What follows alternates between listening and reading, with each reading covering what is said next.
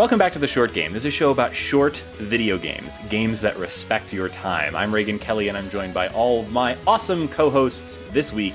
Shane Kelly, my bro host. How are you doing, Shane? Great. And Nate Heininger. How are you doing, Nate? Well, Reagan, my thumbs are sore, my eyes are strained, but my heart is full with the spirit of theater, and I'm so happy to talk about this game. Yes, and Laura Nash. How are you doing, Laura? I am over the moon that you guys are actually playing this game. It's so fun. The game we're covering this week is Peter Panic. It is a game that Adult Swim put out in 2016, and the reason we haven't done on the show is because I never dreamed that anyone else would be as into a musical theater WarioWare mashup. But WarioWare Gold came out this week, and we thought about covering it, and I instead said, hey guys, have you ever heard of this little game called Peter Panic? And I forced my love of this game upon the rest of the group, and they agreed to cover it. Hallelujah. Peter Panic. Laura, I am offended that you don't think that if you had just said WarioWare musical theater mashup, that I would not have immediately been right on board. Because this is the first I was hearing of this game, and I am so glad we played this. This was a ton of fun. Me too. And also, Laura, 75% of this podcast has college degrees in theater. So Agreed. I don't know what I was thinking, because the game is so targeted at me specifically that I just never dreamed that anyone else was going to like it. This was made for me. Yeah. I can see where you're coming from. But that is not to say that this game is exclusively of interest to people with advanced degrees in theater. Oh no, this is a very good game that I think anybody would want to check out. So I was all ready to cover WarioWare Gold this week. As our listeners may guess, the WarioWare games are, they're kind of special to me, and I've played a lot of them over the years in little bits, and they are sort of the ultimate short game, a collection of micro games. If for some reason you're not familiar with the WarioWare series, the whole idea of WarioWare is a very fast succession of very simple micro games that kind of add up to an overall experience, but each individual game is this kind of cute little weird, sometimes bizarre thing that can play on strange interactions with your device, with the Game Boys and DSs and so on. They'd involve all kinds of things like the microphones and touch screens and stuff, and you'd have games about picking noses, or about stacking plates, or about, I don't know, any dozen things that a WarioWare game kind of throws at you rapid fire. This game puts all of that in a very different context. Yes, it wraps each little section, these little suites of mini games that are, 5 to 10 seconds. You have to survive 15 rounds of them. It wraps each one of them in not just a location, but a song, a musical motif, a off a specific a straight up musical. It's the whole thing is a straight up musical, complete with underscoring and everything. It was developed by a guy named James Marion, and then he teamed up with Ben Bonema for music and lyrics, and the two of them just fully scored, fully wrote a musical. This is on people's resumes who have Broadway credits. This is a real thing. I mean, it also does have a full suite of not just voice actors, but a voice cast. There's a cast recording. At least one person has been nominated for Best Actress and a Tony. So, this is a real thing. Yeah, and it sounds something like this. There's a whole wide world just waiting for cute young kids like me with expensive degrees in directing. I can't help anticipating what my life's gonna be. I see Tony Awards, chairman of boards, fans by the horde, so I'll bug my local theater until they hire me. Yes, and many of the people on this podcast, for those who are familiar with our game nerdery, don't realize almost all of us have either theater degrees or close to theater degrees. So to say this was relevant is an understatement. Expensive degrees and maybe not directing, but I do have a certificate in directing. Yeah. It's pretty wild. I mean, the earnesty that they go at creating a full-on musical experience is pretty insane. And you were throwing out a lot of like credits on there too. They did partner with some other like game people too. Darren Baranowski, the guy who did the music for Crypt of the Necrodancer, and did some Super Meat Boy, yeah. Yeah, and Super Meat Boy did some of the music for this game, and they also his name is slipping my mind right now, but Grant a former Kirkhope? From Crash Bandicoot. Yeah. So it's like some actual like music. Yeah, Rami Ismail, I think is his last name. I always mispronounce his last name. Sorry, guy. It makes a cameo appearance as well. He's one of the two guys that runs Vlambeer. So there's definitely a lot of like game cameos in here too. But it really surprised me at how much of a musical it is. I was kind of when I heard it was a game about putting on a musical, I figured, okay, it's obviously going to have some songs, right? But I wasn't really quite prepared for how this game is really set as a musical. So it begins with a big intro number introducing the scene. The main character goes to the theater to try and put on a show and finds that it's in bad disrepair, and so the overall story is mostly him going around to try to find people in town who will help him with his musical, either with funding or by starring in it or what have you. And then there's a demon, and it goes on from there. But every one of these scenes has a full musical number that's not just like I've seen video games that have musical numbers in them, and very often they are just like, we're introducing a character, so that character's gonna sing a song about how mean they are or something like that. This is like Reagan, in which beautiful. No, stop.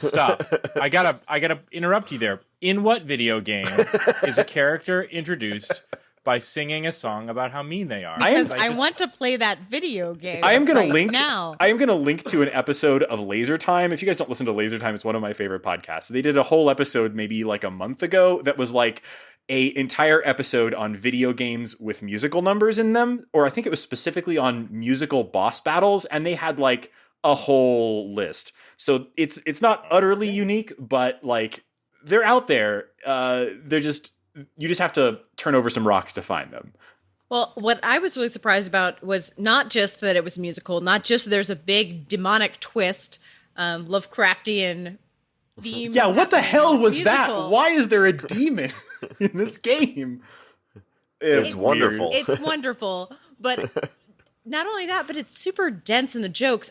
I mean, I happen to be at that Venn diagram of a huge amount of musical theater geekery and a amount of game geekery, but they're making jokes not only about Flappy Bird and pay models and banner ads and kind of the state of iOS gaming, but they're also making references to the Buffy the Musical, Once More with Feeling. They're making references to Lin-Manuel Miranda. They are dropping stage manager jokes, like stage jokes manager that you will jokes. never get unless you've been a stage manager. Many stage manager jokes. Yeah. And you say stage manager too. So whenever you hear like a WarioWare musical game, I was thinking, oh, actually, like the chaos of running a play or running a musical actually makes sense for like maybe that frenetic type of gameplay. So I was expecting something that is like, you're the stage manager and all these little quick games are going to be like, get the actors in place, like adjust the lights, all the that's kind of more like what that. I was expecting too, actually. Yeah, and it's not that at all. The games are Just random as hell. Yeah, like semi-related to the situation. Always funny and definitely bizarre most of the time, but they're just like little things that you do to get to the next musical. Because that is, I mean, the games are fun and they're challenging, and I think we'll talk about more about those later. But like, they just act as little entry points to more musical, which is what pulls you through the game. Yeah, and what I really appreciated is each time you complete a location and pick up a new person, you also unlock a little scenelet and rehearsal back at the theater. So, for example, when you pick up your stage manager, who's a tour guide at the museum who loves telling people what to do, you can then go play the little finger DDR version of her calling light cues, which is such one of my favorite songs in the entire show. I so agree. That's like her probably the calling very best cues. thing. Hang on, let me see Can if I we can play find that? that. Yeah, can we play that right now? Who's Who's the best at signing all the checks? It's me. Who's the guy that everyone respects? Me again, with the ziggy zag and a loop-de-loop. I cross my T's and I stab my eyes, and the theater buys some new supplies, all thanks to my generosity. The people really love me. Yippee! I'm great. This is the minigame about signing checks. Stand by, LXQ6. LXQ6, go! Stand by, LXQ7.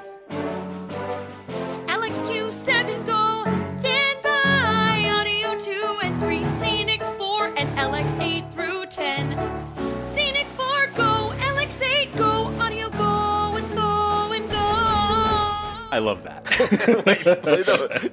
That's the exact audio of me calling the Dream Ballet and Carousel senior year. Yeah. Oh, God. Love it. Love it so much. There are 216 cues in that number. Oh, my Christ. That is a lot. Well, it's so perfectly encapsulates so many little weird aspects of theater that I really love that. But I think even if you're not... Also, the game is fun. Yeah, it's You're just fun to literally play. pushing buttons while she's singing. It's really a jam. Yeah, it's totally a jam. And I love, you mentioned that, like, the sort of the structure. Like, I love this conceit or structure that, as you progress through the plot, you go to different locations, you have these musical theater numbers with these different characters and sort of recruit them to your show to help you put on the show. And as you do that, you're adding to the theater. And at any time as you play, you can go to the theater and do a rehearsal, a show, and it plays out that number. That, that starts with the writing checks guy bit and the stage manager bit, and all of the other bits, and you're sort of adding additional pieces onto this show. And at any time you can go back and play that show, but it's incomplete until you've gotten all of the people assembled. I really kind of love that. It's a great structural idea. It just makes that collecting of people kind of feel more fun because it adds on to this big production number. You're also collecting some of the best of the mini games in an arcade as well. Mm-hmm. And so you can go back and challenge those for high scores. So if you really want to see how many vases you can catch in boxes of packing peanuts, and just really push it to the extreme speeds, you could do that as well, which is actually pretty fun. Yeah, and there's the VR place where you can mix and match all of the different levels. So, each like set of mini games, it's maybe like 5 or 6, and you have to beat them 15 times to win. And then you can randomize them in the VR, so you can do like 5 or 6 and mix with another 5 or 6, mix with another 5 or 6, so you're getting a totally new experience. And it's kind of chaotic. I like that whole VR thing where it lets you sort of remix the games from other levels has its own soundtrack and its own intro, and it's its own whole separate thing, which kind of makes it feel fresh, even if it is just sort of a mode to replay stuff you've already played. It still kind of has some value there. It's fun. Well, and that actually points out something I was thinking about is, we're talking about how much music and how much content is kind of like hidden in this game or buried in this game. Is every single set of mini games has an intro song and number, and then an outro song and number when you beat it, as well as an outro song and number when you die, and then an intro song and number when you're coming back from having died or failed. And actually several you failed song pieces, which usually aren't like a full song, but like they'll be like a refrain, and they'll have some of them like 4 or 5 versions of that "oh, you done screwed it up" refrain, because you're going to hear that a few times. I've completely lost faith in you as a director. I've lost all faith in you as a director. It's like so funny. You sing it so much better than I. Well, we were looking at it. The soundtrack is on Spotify, which is always wonderful. What is there, like 60 something? It's songs like on there? 65 tracks, and it's organized in roughly chronological order with different acts and so on. And so each kind of scene will have an intro song where they're introducing you to the story of the scene. it'll have an abridged intro song, which is the version that you hear if you're going into it again after having replayed it. Then it has the silent, not silent, but the like the music only Underscore. portion. Exactly, thank you. That's the correct term. The underscore for the music that you would hear while playing that scene and all of its mini games. Then your failure songs, of which there are usually a few, and then the like you're going back into it song. And that's a lot of music, and almost all of it has some little jokes or something in it. It's a lot of music to be composed for this little $4 $3 iPhone game. Yeah, it's actually technically free to play, but $3 to unlock saves, and that is a huge running joke in this game. And Yeah, this is a let's great talk time about to talk about the this. free to play model Yeah. on this, because I think it's really clever. Yeah, it's almost hurts itself too, because you kind of don't want to pay because you want to keep seeing how they handle it after every It's like a dare. after every scene. If you have not paid for it, the creator and the person who wrote the music come on the screen as characters and basically talk to you about how awesome it would be if you paid for the game and how risky it is to keep going because you can't save unless you buy the game. And they're like, what if you get a phone call? What if someone called you right now? Wouldn't that be terrible? It's genius because the game is like, we're not really talking about the actual mini games right now, but they're not like easy. And so when you get through a whole set and then they come on the screen and they're like, don't you want to save? Don't you want to like support it? Don't you want to not have to play those? You're like, yeah, you're right. So I only did like 2 of them before I bought it because I was like, well, I don't want to lose this progress. For sure. And I was happy to support them because it's a wonderful game. So Because then they're actual human beings, albeit pixelated Yeah. versions of them, coming onto the screen Yeah. and telling you, hey, we made this thing, which I think is charming and also kind of plays to the fact that this is, this sort of an unusual experience. The composer is coming in talking to you as well as the game Dev designer. literally shows up and says, if you just pay for this game, I can almost buy a $5 footlong. And those scenes are great. And the good news is that if you do just immediately pay for it, there's a place in the menus where you can go and watch all of them. There are 12, which is nuts. Yeah. And they're great. They're all very funny. I immediately did the same as you, Nate. Like as soon as I figured out, oh, okay, this is something I'm going to want to play more than a couple minutes of, I immediately paid the $3. Yeah. And there's also a couple of like bonus songs you can unlock for an extra $1. I didn't do either of those. I don't actually know what they are, but if I got to the end of the game, I might very potentially plug an extra $1 into the game to play one extra song because the songs are great. Yeah, and these are definitely people that you want to support. I don't know a whole lot about the game creators, but just after this game, I'm like, yes, go do more. This is so unique. Well, James Marion, the game dev, now works at Double Fine, and he suggested another game called Liz.Miserable for the Amnesia Fortnite. Unfortunately, it didn't get to be one of the prototypes picked up for production, but I hope he's working away at his, girl trying to unlock her creativity through the power of musical theater. I think this could I would love to see more games like this with sort of more like musical theater and video games should be together more. I don't know. I will say one of the reasons why I didn't bring this up earlier is because when it first came out, only Act 1 was available. So it kind of stopped halfway through the game, and the demon was introduced, but you hadn't really gotten to play more of it. Like the weirdness of this game hadn't really kicked into full gear. So that's something that I completely understand, because a huge part of the expense of this has got to be all the voice talent and just Absolutely. the sheer number of games and locations. But I'm glad. I mean, it weirdly got featured in the App Store a month ago, so maybe people are going to revisit this and take a look. Yeah, hey, here we are. Yeah, that's why we're here. Yeah. Yeah, I am game a little boost. intrigued by the fact that it was featured in the App Store.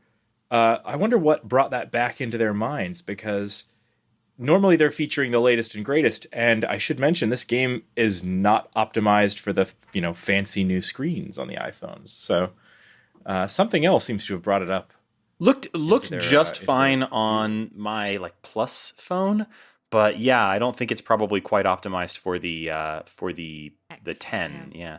Although I will Yeah, give it the 10. huge props for being a game that is designed to be able to rotate freely at any time between landscape and portrait.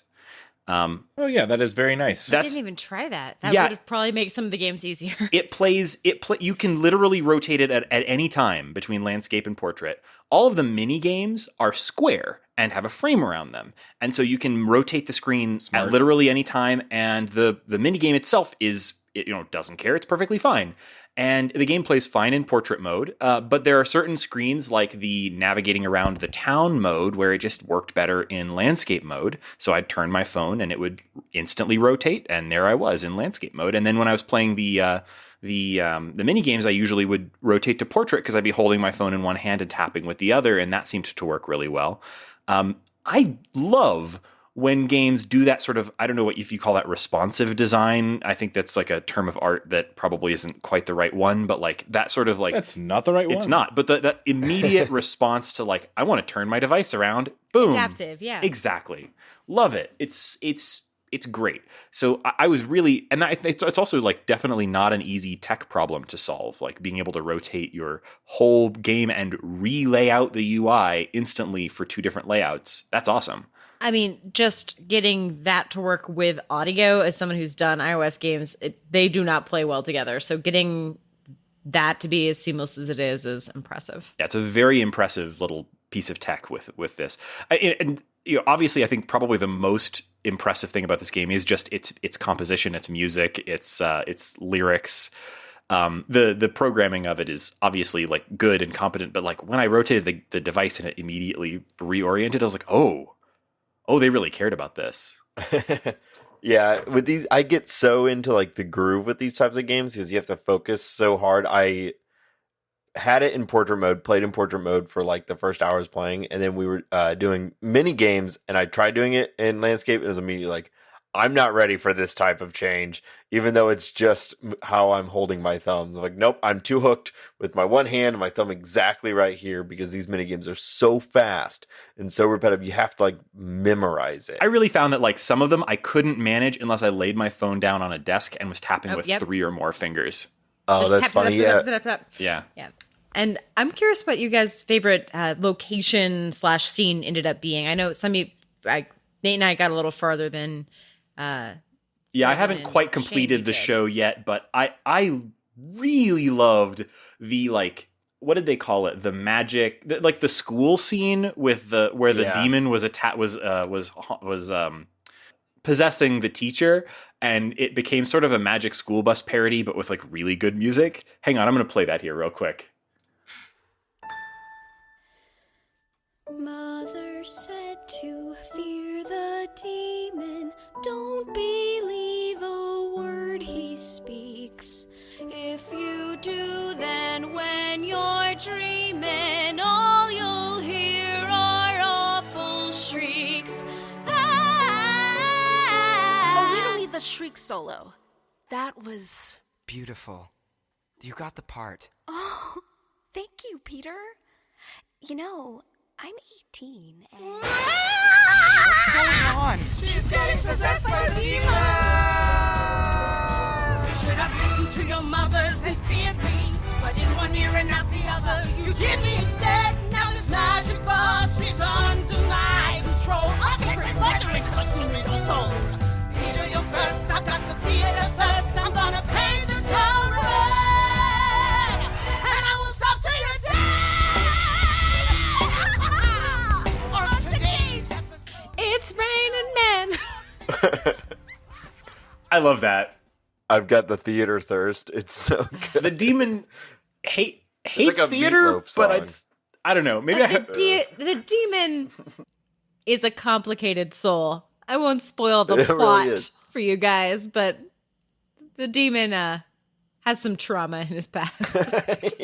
I suspected Well, as much. that's actually arguable, though, depending on your Definition of Has some demons. Yeah. the I had a really hard time when they go to the movie theater, but the games in the movie theater were so on point for the theme. I think they go to a weird movie theater and they have a whole like Everyone's Into Peter song, which is great. Oh, are you? Well, I kind of want do you to. want to sit next to? I'm gonna sit on the aisle if that's cool. Oh, yeah. Totally cool. I should sit next to him because I have to pee a lot. Oh yeah, for sure. But actually, I always get scared at movies, so I should probably be next to Peter.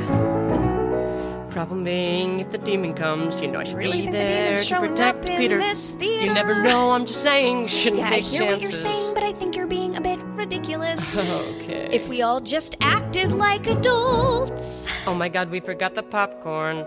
Emily, do you mind? I'm allergic, so popcorn, yeah, really? Yeah, I can't even touch it. But if you want any, I should probably skip the carbs anyway. All that butter. Movie's about to start. Can you please sit down? Of course.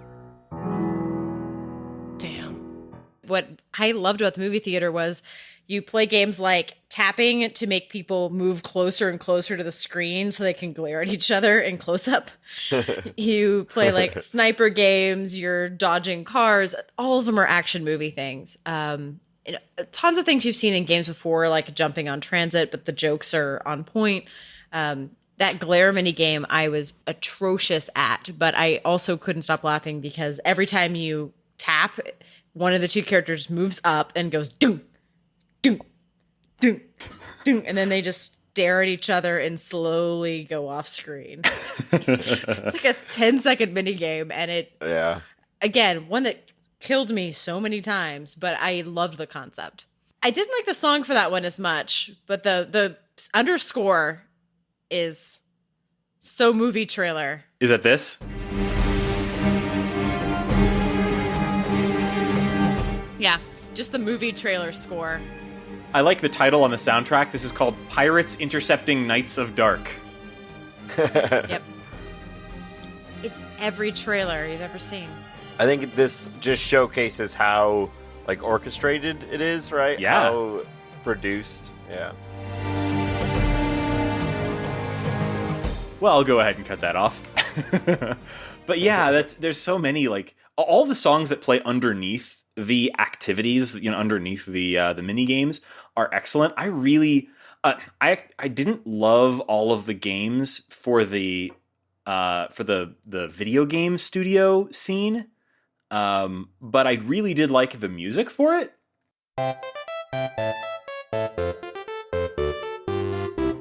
And they were all parodies of crappy iPhone games, right? Mm-hmm. Yeah. Yeah, I really got, as in real life, I got stuck on Flappy Bird. Yeah, oh my god, why did they put Flappy Bird in this game? I hated that.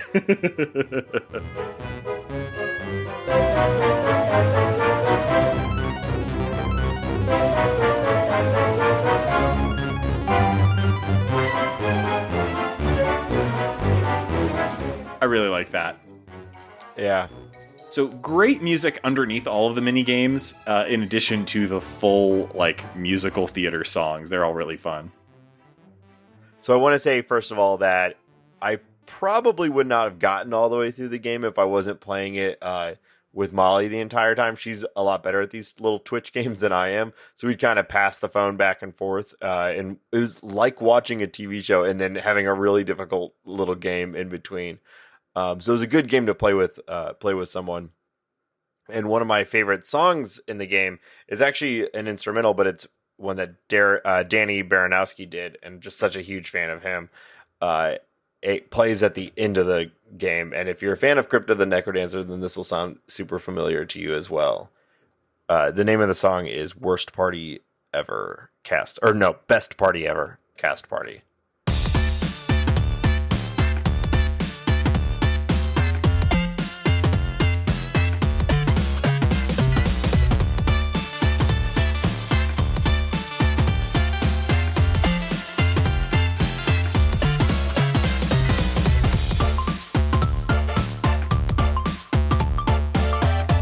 That's the rest of the podcast. Yeah. It's just That's good. I just Isn't that just awesome? bobbing our heads to that song. The funny thing though too is, so if you ever played Crypto the Necrodancer, especially on a tablet,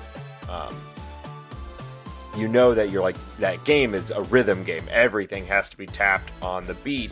And like Danny Baranowski's music is like really pulsing like that. It really feels like you should be playing exactly on the beat. But the games that are going on while that song is happening are not always rhythmic. Like there's one that you do have to tap the screen, but it's at like a random meter, not like a nice 4 on the floor. And both Molly and I would find ourselves like tapping instinctually to the beat and then screwing up the mini game. And having to like detach. It was difficult, but also like such a good song that you didn't care. Like I'd rather just keep losing and being able to listen to this song. That's a really good song, and I'm really glad they reached out to Danny Baranowski for this. He's so good. So we've kind of talked about what our favorite scenes or songs or moments are from it. We haven't really talked a whole lot about the actual mini games themselves. Does anybody have like a favorite or anything that stood out to you about the mini games here? I was surprised how hard some of them were. I mean, a lot of the mechanics are things that you've seen in other games or mini games, like a car driving on a road and you go to one side, some kind of Crossy Road or Frogger spinoff. However, there are a lot that are unique, and the thing about this genre, this micro game genre, is that the little roulette wheel spins, it lands, and sometimes you're told how to solve it, and sometimes you are not told how to solve it, and sometimes you don't even know what you're looking at by the time you're trying to just, quickly sort the laundry, draw the pentagram, whatever you're asked to do. Feed the demon. Feed the packing peanuts to the demon. Why not? All the things you're asked to do, you kind of have to go on instinct. And I've played a lot of these games before, but I was just reminded anew that I'm not that good at them, and it will take me a couple times. I got stuck at one of the later stages, the castle, played about 10 times or so, walked away. The next day I picked it up, beat it on the first try. So it's just like any other game like that you never know. That's been my experience too with these sorts of things. Like I got really, really stymied by the final bit of the apartment level, and then Laura kind of gave me a tip, and then I beat it immediately after she gave me a tip. So it just sort of sometimes takes a little bit of a push. That's actually something also about the minigame structure here that I think is kind of unique, or at least pretty well presented here. Every scene, you have to beat 15 mini games in quick succession, or micro games, I guess is the appropriate term, in order to progress the story. You have to beat 15 games without losing 3 times. So 3 losses before you hit 15 successes and you're booted back out.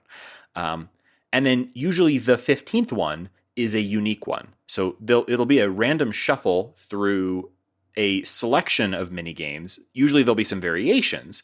And that's actually pretty neat. Sometimes they do some very clever variations on the mini games that maybe you've played through this mini game 5 or 6 times, but suddenly there's a variation that you haven't seen. But the final one is always something specific to that scene that is specific to, like, it's only the 15th thing. And that's where I kept getting stuck. Sometimes those are really hard because they require a little more figuring out than most of the other mini games. So I'd find myself getting stuck on that sort of final bit a little bit, which could be a little frustrating because you have to play well, perfectly, or pretty much perfectly, up to get to that 15th spot before you even have a shot at that mini game. And then getting to that and feeling like I don't know what to do in that last final second of your run is a little frustrating. But once you get over it, it's, once you figure it out, it's a fun way to structure this, to have kind of like a climactic mini game. It is a little panicky when you get to 15 for the first time because you've been playing repeatedly these, how many you think there are? 3 to 6 total, or like 4 to 6 total different games? Yeah, I think so. That you're shuffling through, maybe somewhere 8, around there. Yeah. And you're getting good at them because you're pretty much, unless it's a really simple one, some of them are simply just tap fast on the screen. You're probably not going to beat it the first time. The first time you see it, it's just like figuring it out. Then you figure it out. Then you figure them out. Then you figure them out. Then you get like a lucky run of the ones that you're good at. And then you get to 15 for the first time. And it's like, it's like something totally different. And you have to learn it real quick. Also, we didn't say that there's every 5 successes, they speed up the game. And so these are already, what do you think it starts at? Like 8 seconds to win? Yeah, no more than 10 seconds per. Yeah. And most of them are not super complicated, but some of the games take that full 10 seconds or so to do. Like a lot of, for me, the matching ones, they'd show you a shape and you have to combine other shapes to match that shape or something like that. There were a few that kind of fit that mold, and those always took me like right down to the wire. Like I almost never managed to like do those with time to spare. Yeah. And then by the end, these same games, and everything is sped up. So if there's like action on the screen, it's going faster. Or like 5 seconds. So what's really nice about it is it takes, they've made that gameplay loop really quickly repeatable. As soon as you lose, there's not like a long action that you have to do. You can watch the death scene that the little number that they put together for it. But usually after the first time, or there's a big button on there that says skip. So no, I think probably what most people do is you watch it the first time. It's funny. If it's a really good song, there's a couple that I would play a few times, but for the most part, you just hit skip and then hit skip again, and you're right back into the gameplay loop. It's really easy to just take like shot after shot after shot, and each, like even a success, you actually beat the round is what, like a minute and a half of like gameplay.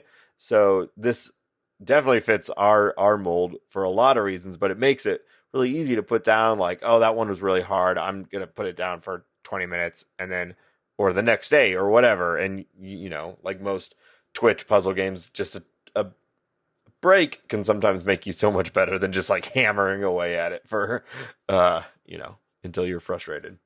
Sorry, I think there's kind of a inherent tension with this game in terms of how we play it. We've talked a lot on this show about subway games, the kind of game you can kind of grab and play with one hand. But there are games that like this I could probably play at kind of pick up and play style, but I also, so much of the experience comes from the music that I would never risk opening this app in a public place just for fear of having the music blare out of the speaker in an elevator. Not to mention the games are too hard to play on the... That's what I'm thinking. Point, yeah. If I would pull this game out and I was anywhere else than like sitting it tensed on my couch, I would, like, the bus could be on fire and I would be more focused on beating these little Twitch games than I would be about surviving the fire. It requires that like type of attention where like for like a minute and a half you're gonna be staring very intently at the little moving objects on your screen. And I think that's a great balance with how joyful and silly and fun this game is. It feels like an actual, when you beat it, you're like, oh, that was a challenge, and now I get to see several more awesome songs. Makes you want to sing yourself. It's a good reward. Totally. Yeah. Yeah. A musical number is a great way to transition from one game to another. It's great. We talked about sort of how the game plays and how it approaches free to play, and we've talked about a few of our favorite scenes. There's not a whole lot to say about other aspects of the game that we haven't touched on. The art is serviceable pixel art. Reminds me a little bit of like, what's that comic? Is it like Diesel Sweeties or something like that? Do you know the one I'm talking about? I know the one you're thinking of, yeah. It does look like that. Yeah, it looks a lot like that. Sort of big-headed pixel art, portrait style graphics. There's not a whole lot to the art style here, but it's fine. It works for what it's doing. So this could be Laura Now Talks for 20 minutes about theater references in this game, but I'm not going to do that, even though I think it's really interesting. I just want to give a couple shout outs to some things that people might have heard of. If you heard of the musical Fun Home, the girl who plays Emily is actually Medium Allison, who is one of the best songs in the show. I'm changing my major to Joan. Unlike this game, that song is not safe for work, so don't listen to it if you're in a work setting. It's beautiful, but it's quite dirty. Fun Home is a great musical. So Fun Home good. is wonderful. Yeah, and that makes sense too. Like the I don't know if she's the same version of Allison that I saw when I saw Fun Home. I don't think so, but the voice fits 100%. She's real young, and it's great. I think the other thing is a lot of the songs are parodies, and for example, Gideon, who is a friend who works at the Neverland Pier, literally opens his song by singing "Ladies and Gentlemen," exactly like the start of Perilous Miracle Elixir from Sweeney Todd. So, there's just lots of little things like that. Apartment 4C is called the Age of Sagittarius because it's basically hair, and all the mini games are weird, trippy. Move, one of them is heal, and you have to move aura stones onto Peter's body. That one was hard. That one was hard. But I love the melding where there are so many games with game references. I love a game that melds both game references and genre references this hardcore, because I'm sure there's things I even missed, and I'm a big old geek. Absolutely. And the songs, even if they aren't specifically referencing other musicals, they are aping the style of other musicals in a really in a way that makes it clear how much the developer of this loves, and the composer, I assume as well, just love musical theater and are, bringing a wealth of musical theater knowledge to this project that just, it really oozes with like passion project vibe, Oddly, the best coverage of the game references was from Broadway World. They were the ones who were crediting like all of the game composers that were brought onto this project was from Broadway World. So shout out to BroadwayWorld.com. Awesome. We'll try to link to the Broadway World article about this. Oh, it's covered in ads. It's just like, it's got more ads than a porn site, but Broadway World at least had good journalism. Awesome. Interesting crossover that this is, I'm sure this is probably the only game that Broadway World has deigned to cover. So I have a question for you guys. What other types of games would be the best musical theater crossovers? I mean, dating sim, it's the first thing that came to my mind. I can't think of any boss Dating battle sim. in any game that wouldn't be improved by an intro song. Yeah, beat 'em ups would be fun. I would just love a big musical Telltale game. Oh, yeah, you're right. A Telltale game would be perfect. But the problem there, I guess, well, no, I don't know. I think it'd probably work fine because, once you get to the end of the song, you make your choice about whether they live or die, and then you probably just move on. Guys, you buy the license to the Warriors and you make a side-scrolling beat-em-up game where each gang has their own musical theater track. There you go. That would be the thing. I love that we're buying the Warriors for this. Yes, because Not a musical. Because you get to say Warriors come out to play. Well, unfortunately, the Warriors video game rights are already wrapped up. I don't know if you ever played it, but there was a really good PlayStation 2 game from Rockstar based on the They Warriors. give them to me if I ask nicely. I'm sure they would. I just love that we're taking the Warriors, turning it into a musical, and then turning it into a game. If I've learned anything from this, is that if you show up at Rockstar's office and you sing to them about how much you want it, then you'll get it. Yes, definitely. Undoubtedly. Yeah, I would love to see more of this. I mean, it's got to be an enormous amount of work, and there's the very real chance that it completely falls on its face or turns off a significant number of, haters, but I would love to see more musical theater style stuff. Well, knowing that Broadway Con exists, like people who like musical theater they still buy physical things. Like That's they true. will buy soundtracks, they will buy albums. If you give them something that is made for them, they'll pick up an iPhone game and pay for it. So They will buy tickets that cost sometimes hundreds of dollars. So yeah. Yeah. They'll pay $3 for a side project. Yeah. I would also argue that even if you're not a huge musical, if you're a game fan, you don't have to be a musical fan to enjoy this. Yeah. So if you're listening to this show and you're like, man, I do not care about musicals, these songs aren't really funny, I think you might still enjoy it. At the very least, it's free. Like, give it a shot. It's really fun and it's really challenging. And I think that's what makes it appeal to more than just like musical theater people. That is definitely the best demographic, but I think it has a little bit broader range. Absolutely. So I've had a lot of fun talking about this. Is there a song that we want to go out with as we roll towards talking about what's making us happy this week? Oh man, I don't know. So many good ones. I'm still thrown by how young the guy who sings the Peanut Packing Factory song is. Oh, He's like 22. I loved and the he Peanut sounds Packing like song. he's a 60-year-old man. It's wonderful. What a voice on that guy. What a voice. Can we hear him in this? Can we just play him yes. somehow? Here he comes. Who dares enter without an appointment? I just wanted to... Speak up! I just need some funding for my theater. Where am I? You're in the packing peanut factory. What? I love packing peanuts. Packing peanuts are my thing. It's like a home of styrofoam, and I'm the peanut king. They're cushy, squishy noodle fun. I'm sure that you'll agree. So I'll help you if you help me in my packing peanut factory. I guess I could do that. Yippee! In my packing peanut factory. There we go. I like the verse where he says how he likes to rub the peanuts on his face. Yes. This is very good. Very, very good. He's wonderful. He's really, really great. And this game obviously has been making me very happy this week. But as we've been doing each week with the show, we've been discussing something other than the game that's been making us happy this week. So, Nate, what is making you happy this week? I've got another food thing to talk about.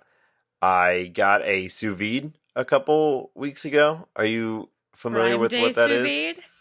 It is a Prime Day sous vide. Great call. Yeah, it was like I've been eyeing them for a while, and the one that is considered to be one of the best ones had a crazy Prime Day sale, so almost 50% off. So purchased it, and for those who don't know, it's a precision water cooker. It basically... I've never had any trouble cooking water before. How does it? I know. You didn't know. You didn't know you had to be. You could be so precise. I don't know if precision water cooker is the right name for it either. I think there's a better name. Something that describes it better. But there's no good word for it. That's why they had to make up a bullshit French word like sous vide. Yeah. I could listen to you burn sous vides all day. You can't burn sous vide. That's the whole point. I didn't bring this up to start a fight. It's this big wand. They call it a wand, but it's way bigger. I thought it'd be smaller when I first bought it. But gets the water to exactly the temperature that you want. Then you can cook stuff in it. It allows you to cook meat and veggies for a lot longer and to exactly the perfect temperature that you want. And it's been awesome. I've made some chicken, made some steak, made burgers in it the other day. It's just so good. I definitely recommend, if you're into that sort of thing, looking it up and getting one. I really do want to get one because I've always seen that you can use them for steaks, and it brings the steak to this perfect rare, and then you do just like a 10-second sear on both sides, and you get this perfect. It gets steak. the whole steak to exactly the temperature that you want it to be. I want to do that. Yeah, it's fantastic. You can do hard-boiled eggs, again, and not just meat though. Like veggies, you can get them exactly cooked. It's awesome. Awesome. Well, the thing that's been making me happy this week ties a bit into the game, actually, because this game featured a demon, and the thing that's been making me very happy this week is I got into a new webcomic and binge read the whole thing, and it is the webcomic Kill 6 Billion Demons. If you haven't seen or read anything about Kill 6 Billion Demons before, I'll give you the very brief sort of pitch for it. It's a webcomic that is gorgeously illustrated with full color, incredibly detailed art. The art is phenomenal, unlike anything you've seen in a webcomic before. It's also arranged to be read in a sort of a graphic novel kind of way. It doesn't read like a webcomic. It reads like a graphic novel with good pacing, which is rare in webcomics. And the story is, it follows Allison, a typical sorority girl with sort of nerdy tendencies, who is just about to lose her virginity with her hot boyfriend when suddenly extra-dimensional creatures burst into the room and shove a magical glowing key into her head, and she finds herself in the bizarre fantasy world of Throne, a world in which God is dead and demons and angels in criminal gangs are fighting for turf on the corpse. And that's the story. It's super trippy and strange, and the art is fantastic. And I've actually started reading it before and put it down because the beginning, I'll kind of give you a little warning. You have to read pretty far into the first quote unquote book of it before the world building of it starts making sense, because it really dazzles you at the start with sort of bizarre imagery, bizarre characters, doesn't drop a lot of information, playing on the fact that like Allison is in over her depth. She doesn't know what's going on. But once you start getting a grasp on what's going on, it's a phenomenal fantasy world, one that I would love to see like a D&D game, play like a D&D game type thing in. It's a super cool fantasy world with lots of good lore, if you like that sort of thing, and some great characters, including like a cool blue demon who also happens to be a fan fiction writer, and, you know, criminal demons and criminal angels, and it's trippy, very trippy, good stuff. So my recommend of the week, what's been making me happy, is Kill 6 Billion Demons. Reagan, has turned me on to this comic, and I really like it. I have to throw out there, like, when I first started reading it, I thought, just looking at the art, I instantly thought that it was a comic by James Stokey, yeah, I think it's Stokey is his name, who did one of my favorite comics of all time called Orc Stain. And yeah, I was super excited because this guy doesn't do a lot of comics, but you know, it's just this same really Baroque kind of gross style that I love in comics. So I'm really getting into it too. Yeah, like ultra detailed, sometimes beautiful, but more often like deliberately kind of gorgeously ugly. It's really cool. Definitely. So, Laura, what is making you happy this week? So this week I've been really happy with Binge Mode Harry Potter. It's a podcast from The Ringer. They did Game of Thrones, where if you have been hurting for Game of Thrones content in the off season, you can go back and listen to every single TV episode has a dedicated episode from Binge Mode, and they put them out 4 times a week. But now they're doing Harry Potter, and they're in the middle of Goblet of Fire. They've just done the I guess light spoilers for Goblet of Fire. They just this book that came out when we were in middle school. Yeah, they just did the section at the end of the third task of the Triwizard Tournament, and one of the hosts did, while she was reading, you know, cry a little bit. It was very lovely. But the way they do this is they've got an incredible structure. They do a quick, like, 1-minute plot summary. They then announce a theme for the week, and then they go through the plot and analyze it in terms of the week. For example, today it was loss of innocence, which is, you know, a great theme for those 4 chapters. Analyze it. They do, 7 things they saw in it, which they can pull from any Harry Potter canon. And they always do kind of an in detail description of something. For this one, it was Death Eaters. On the Game of Thrones version of it, they called it the Maester's Tower, and they would go into some history thing that you wouldn't get if you just watched the TV show. So it's not only a really interesting podcast, but they've got the format so slickly done that I loved the Game of Thrones stuff. I love their off season where they would talk about, for example, Jessica Jones. But this Harry Potter one they both love it so much, and as adults, and they recognize the problems in it too. So it's not like a lot of other stuff where people are just blindly praising. That said, they call out Dumbledore. They have running jokes. For example, my favorite one is that McGonagall is a diehard Quidditch bettor. And they call her McGallion. And so, like, every time she's talking with someone else, they're like, she'll talk to a goblin. They're like, it's because she's in the hole because she's been betting so much on the Gryffindor Quidditch Cup. Like, they're a sports website. I think I do not know sports, but The Ringer is mostly a sports website. So they go real hard on Quidditch. They love talking about how much of a stupid jock Harry can be, that he'd rather like just play Quidditch than do anything to save his ass from Voldemort. It's really funny. If you like Harry Potter, listen to that. If you like Game of Thrones, go to the back catalog. Can't recommend it enough. Now that it's coming out daily, it is getting me through some really dull data entry at work. The hour and a half episode ends, and I'm like, oh man, I still have another 4 hours of data entry. No. No.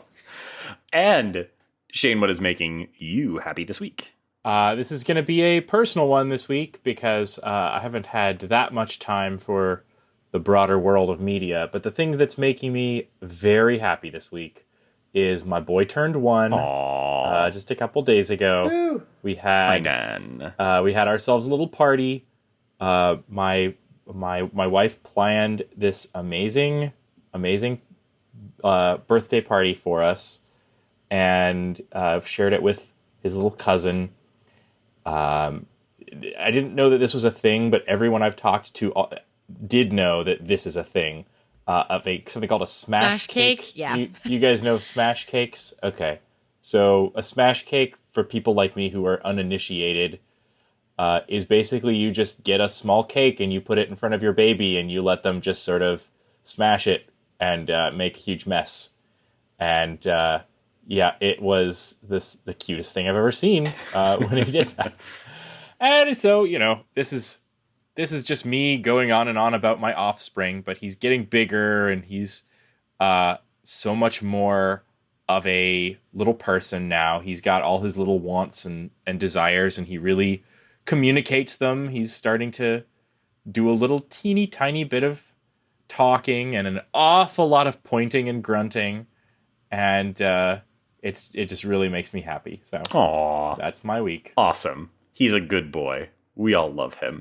Very good boy. Now, other people here have very good offspring as well, so I'm not gonna say my child is the best, but he is. Yes. I was just thinking, like, any cake can be a smash cake if you want it to be. If you're brave enough. Any cake that Ty eats would be a smash cake. Very cute photos from that. Maybe we'll stick one in the show notes if we can get a signed release from Tynan. I'll ask him. And thank you guys for joining us on this episode of The Short Game. I had a great time playing Peter Panic, and I hope everybody goes and checks that out. It's, of course, on the App Store on iOS and Android, and it is free to download, and $3 if you want to unlock the very important saving feature. I have been Reagan Kelly, and you can find me on the internet at Reagan K on Twitter, and you can find our show on the internet at www.theshortgame.net or on Twitter at _shortgame. That's a great place to let us know what you think of this episode. If you have any hot tips on great short games that we ought to be playing, thanks for sending all of the great tips that have been coming our way. We really appreciate those. You can also go to our website, www.theshortgame.net, and go to the contact page, and there's a form there if you want to send a longer message. Laura, where can people find you? People can find me on Twitter at Laura J. Nash. Shane, where can people find you? Also on Twitter at 8BitShane. And Nate, where can people find you?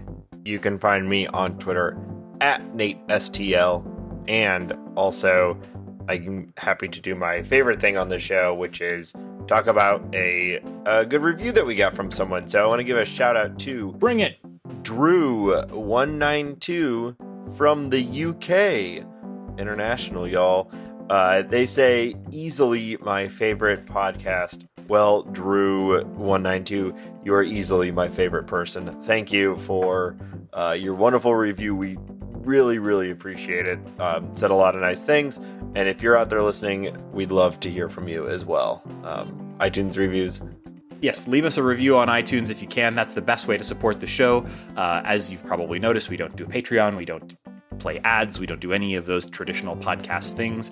But we love iTunes reviews, and we also specifically love it when you tell a friend about the show. That is the best way to get the word out about the show, and that is the best thing to do to make us happy. So thank you, Drew, for making us happy this week. And thank you, all of our listeners, for joining us on this episode of The Short Game.